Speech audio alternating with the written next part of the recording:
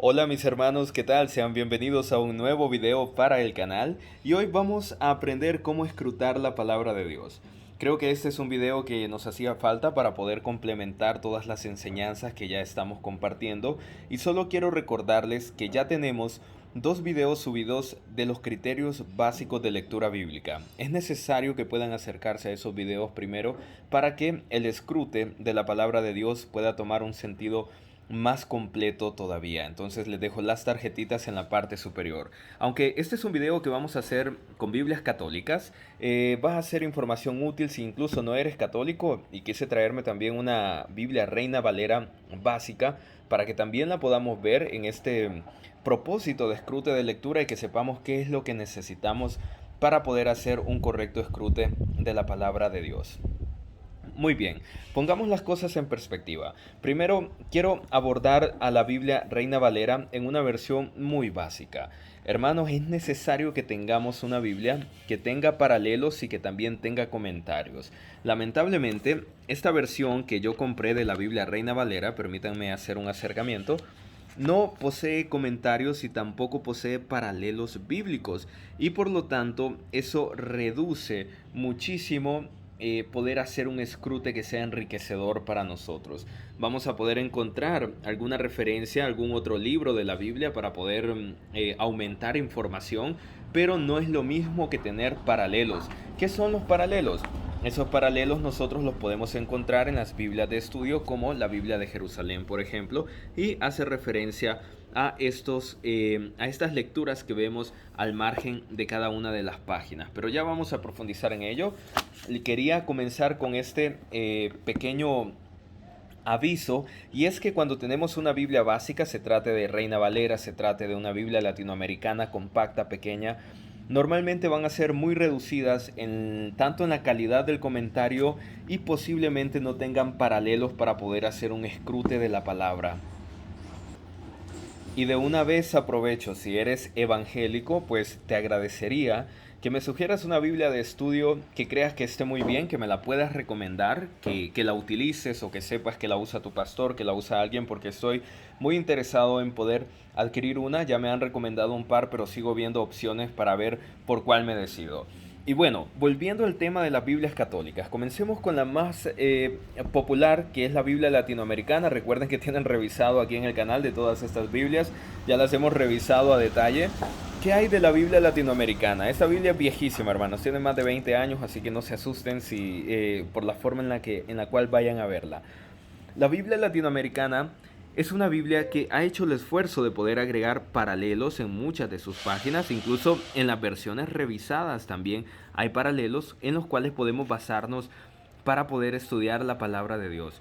¿Cuál es el detalle o el problema, la limitante que podemos llegar a tener? Que los paralelos no son demasiados y no tienden a ser tan específicos ni tan profundos como si los podemos encontrar en Biblias realmente dedicadas al estudio. Sin embargo, si usted solamente cuenta con esta Biblia, pues hombre, al menos es algo, es un buen inicio para que empecemos con el escrute de la palabra y se podría utilizar perfectamente una Biblia latinoamericana y ya le voy a mostrar en papel de qué manera se hace. Por supuesto, no hay que olvidar las limitantes de esta Biblia y pues está bien que comencemos por aquí, pero siempre con el propósito de poder adquirir una verdadera Biblia dedicada al estudio para que podamos profundizar mejor en la palabra de Dios. Uno de los ejemplos puede ser en Mateo 1:23, en el cual el único paralelo que encontramos es Isaías 7:14. Ya nos vamos a dar cuenta en una Biblia de estudio la diferencia que hay con esta parte de los paralelos y también en el contenido de los comentarios. Y bueno, hasta aquí con la Biblia latinoamericana. Revisemos ahora la Biblia de nuestro pueblo, que sé que es una Biblia que en cierto sentido ha creado polémica en el mundo católico, ¿no? Porque se habla mucho de esta, entre comillas, teología de la liberación y que no están muy de acuerdo con ciertos comentarios que se emiten aquí. Queridos hermanos, una de las cosas que hay que recordar es que la palabra de Dios es esto. Son capítulos y versículos que están marcados. Esto que está en la parte inferior son comentarios del biblista y por lo tanto esto no es palabra de Dios. Que un comentarista haya puesto acá algo medio polémico, haya visto las cosas con otro enfoque, no significa inmediatamente que la palabra de Dios está mal. No, claro que no. Estos son comentarios de hombres según lo que ellos han estudiado y lo han querido compartir. Los comentarios siempre se toman para ir contrastando tanto de esta Biblia como de la latinoamericana como la de Jerusalén, y por lo tanto nosotros vamos ganando en más contexto, en más conocimiento, vamos contrastando esa información y vamos creando el criterio con base a lo que la iglesia enseña, y con eso es lo que nosotros tenemos que quedarnos. Así que si ustedes tienen esta Biblia, igualmente van a notar que posee algunos paralelos, Hebreos 11:11, 18:12, 17:17, pero nos continuamos quedando en lo mismo, ¿no? Que los paralelos tienden a ser muy limitados. Es una Biblia buenísima para, especialmente para comunidades, ya que nos da un calendario litúrgico, nos da la lectio divina, en este caso cómo poder celebrar si no tenemos a un sacerdote, obviamente no oficiar Eucaristía, sino como poder celebrar la palabra de Dios en comunidad. Es una Biblia con muchas herramientas, muy bonita, muy buena, pero que si hablamos de términos de estudio, lamentablemente es una Biblia bastante limitada. ¿Podemos empezar? Sí podemos, porque nos presenta algunos paralelos y por lo tanto podemos servirnos de ellos para ganar un pequeño contexto, pero sabemos que lo ideal es adquirir una Biblia de estudio como tal. Entonces voy a retirar estas dos Biblias de la mesa y me voy a quedar solamente con la Biblia de Jerusalén. La Biblia de Jerusalén es una de las Biblias que tiene mejor fama en el mundo entero como Biblia de estudio. Incluso es muy utilizada por pastores evangélicos para hacer sus estudios, debido a que es una traducción que se mantiene muy fiel al hebreo, al arameo y al griego, y por lo tanto eso es algo que se aprecia mucho. Y cuando nosotros vamos abriendo la Biblia, una Biblia de estudio, lo primero que vamos a notar es la cantidad de especificaciones de entrada y también los intros que tiene cada uno de los libros. Miren, por ejemplo, la dedicatoria que tiene al Pentateuco, para poder conocer de qué manera fue conformado, cuál es el sentido de cada uno de los libros, cuánta escritura se cita y a cuántos capítulos y versículos nos manda. O sea, es tremendo, es una Biblia realmente orientada para aquellas personas que quieren profundizar en la palabra de Dios. Esta que estamos presentando es la cuarta edición, pero también ya salió la quinta edición, y yo sugeriría que compren la quinta edición, en la cual han ampliado todavía más los comentarios. Pero sobre todo, ¿qué es lo que se aprecia mucho de esta Biblia? Es esto que vemos acá. Si vemos los salmos, tenemos una cantidad de paralelos enormes. Y esta cantidad de paralelos también está acompañado de una cantidad de comentarios de mucha calidad. Tengo que ser sincero, me gusta mucho la manera en la cual en la Biblia de Jerusalén los biblistas se expanden sobre los términos que están explicando de lo que se encuentra en la escritura, y eso es algo muy enriquecedor para el momento en el cual nosotros vamos a escrutar la palabra de Dios. Si nos vamos a los evangelios, igualmente vamos a detectar que hay una cantidad de paralelos que nos van a dar suficiente contenido como para poder verlo todo desde un punto de vista más profundo. Dicho esto, hermanos, entonces entremos en materia. Imagínense, 8 minutos hablando de la herramienta a utilizar, pero es que igual era necesario, ¿eh? Teníamos que dedicarle ese tiempo. Entonces vamos a entrar en materia como tal. Como católicos que somos, nosotros heredamos una forma de poder interpretar la palabra de Dios, y la interpretamos según las formas que Jesucristo enseñó a sus apóstoles y la forma en la cual los apóstoles la enseñaron a los padres de la iglesia, a esas primeras dos generaciones de discípulos. Por lo tanto, cuando nos acercamos a la palabra de Dios como católicos, a intentar interpretarla, a entenderla, nosotros estamos bebiendo de la fuente segura. No podemos reducirnos a encerrarnos a la habitación y ver qué es lo que Dios nos dice y sacar interpretaciones o incluso doctrinas de lo que hay aquí, porque la escritura no es de interpretación privada. Por lo tanto, tenemos a la iglesia como maestra que nos ha enseñado esa forma que Cristo nos heredó. Cuando nos vamos al capítulo 24 del Evangelio de Juan, nos encontramos a los discípulos de Maús que van caminando por el camino, pero ellos no habían reconocido que quien se les acerca es Jesucristo. Y Jesucristo en cierto punto se enoja con ellos porque ellos estaban muy tristes, y Jesucristo comienza a comentarles todo lo que las escrituras decían de él. Entonces, aquí lo que Cristo está mostrando es que en el Antiguo Testamento había algo escrito sobre él y por lo tanto él estaba diciéndole a estos discípulos cómo se estaba cumpliendo la escritura. Por lo tanto, la iglesia dice, el Nuevo Testamento está oculto en el Antiguo y el Antiguo se revela en el Nuevo. Qué belleza, ¿no? Nosotros no podemos decir que nuestra iglesia es bíblica, donde sacamos 8 versículos y creamos una doctrina.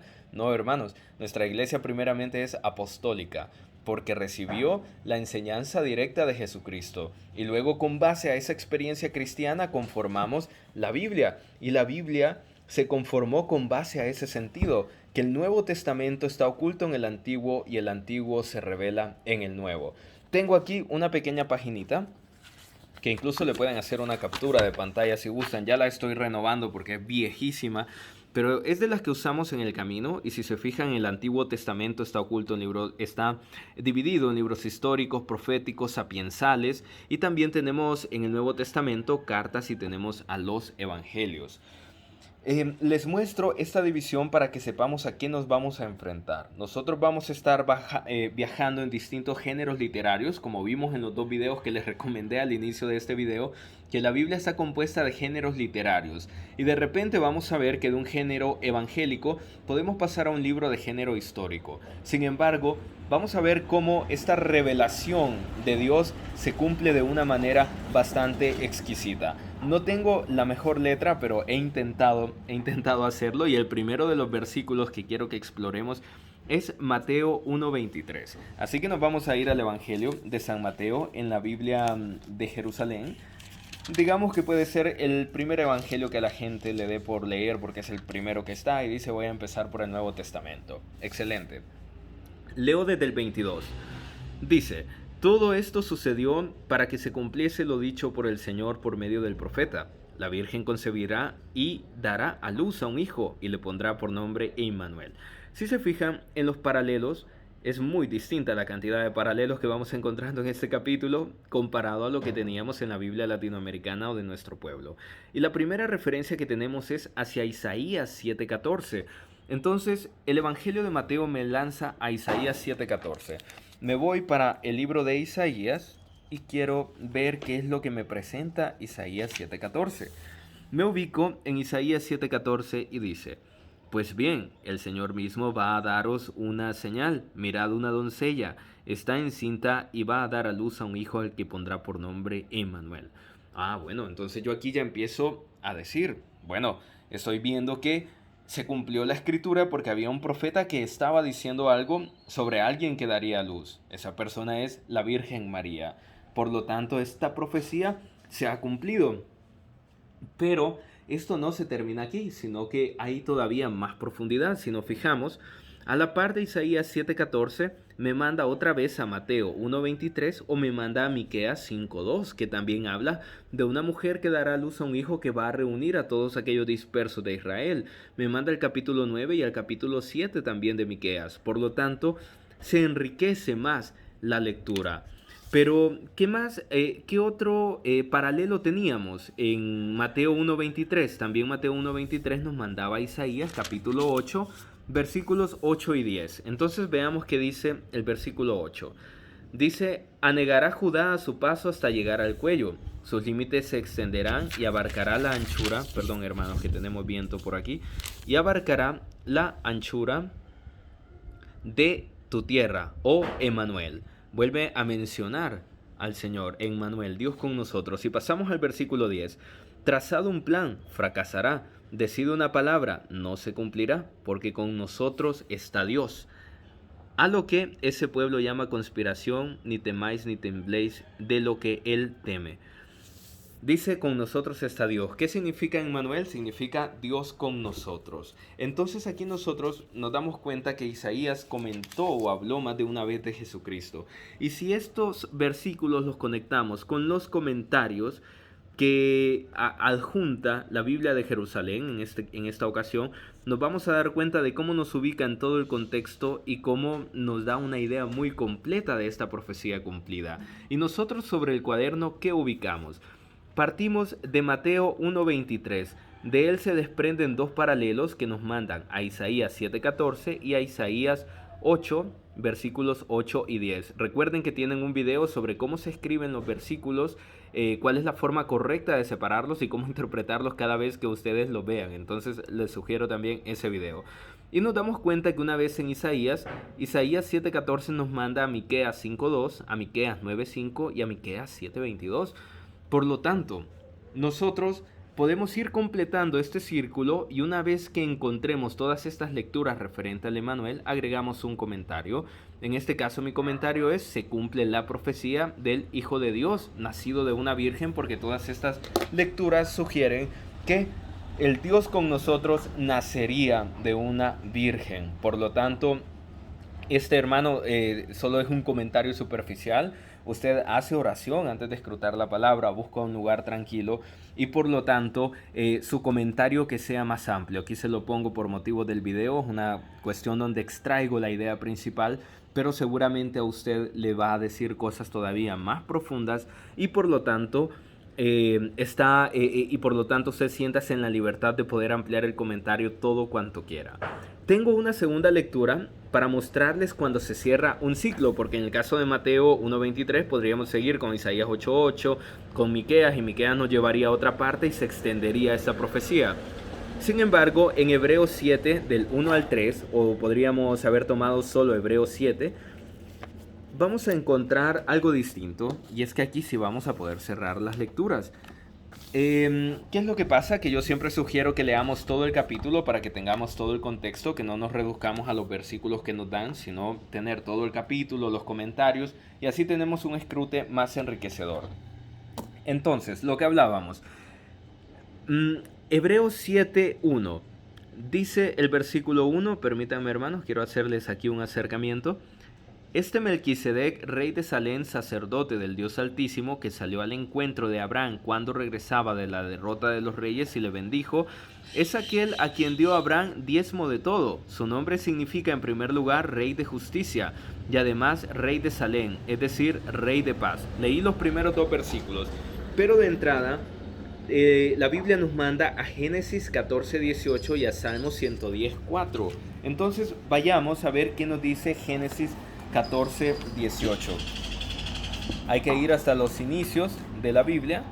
Nos vamos a ubicar en Génesis 14:18 y dice lo siguiente: entonces Melquisedec, rey de Salem, presentó pan y vino, pues era sacerdote del Dios Altísimo. Palabra de Dios.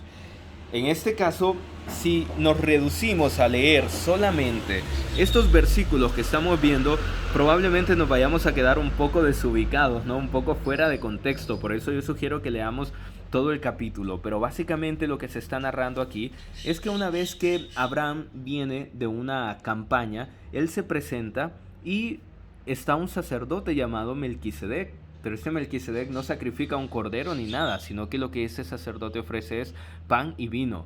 No se sabe nada de este sacerdote, ni sus orígenes, ni se sabe cuándo murió, ni nada. Pero se califica como un sacerdote para siempre y se califica como la prefiguración de Jesucristo, que es nuestro sacerdote eterno y que en la última cena ofreció, correcto hermanos, pan y vino. Y esta misma lectura nos manda al Salmo 110:4 y a Hebreos 5, capítulos 5, 6 y 7. Entonces ahora vamos al Salmo 110:4 para ver qué es lo que nos dice.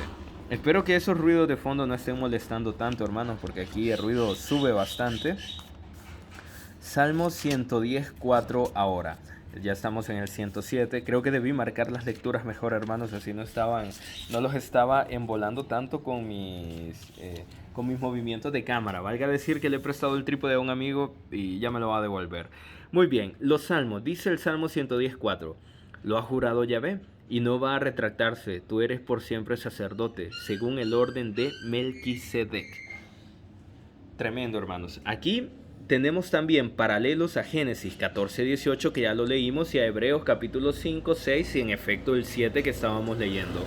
Por esa razón, cuando anotamos Hebreos 7 del 1 al 3, sabemos que nos manda a Génesis 14 del 17 al 20, Génesis nos va a mandar a Hebreos del 5 al 7 y también se nos manda del Salmo 110:4 a Hebreos 5 y 6, o sea, Estamos ya en un ciclo, en un círculo donde nos encerramos aquí y donde podemos extraer la idea principal, que Jesucristo es sacerdote eterno a forma de Melquisedec, quien ofreció pan y vino, a diferencia de todos los sacerdotes de la antigua alianza que sacrificaban corderos constantemente en el altar. Cristo se ofrece a sí mismo y lo hace bajo las especies del pan y el vino, tal como lo hizo Melquisedec en aquellos tiempos. Entonces, queridos hermanos, es así como se escruta la palabra de Dios. Esto ha sido una versión muy resumida. Obviamente ustedes en su espacio privado, con tiempo, con oración, haciendo un escrito bonito, de esa manera es como van a poder escrutar la palabra de Dios y que lo va a preparar correctamente. Si tienen alguna presentación, una monición o algo similar, seguro que va a servirles. Por favor, dejarme sus comentarios si algo se me ha escapado. No duden en agregarlo, en poder sugerir a los demás hermanos alguna cosita que les haya servido a ustedes, sea para memorizar conceptos, algún versículo o algo que les haya ayudado en el escrute de la palabra de Dios. Soy Jorge y nos seguimos viendo hasta la próxima, hermanos. Bendiciones.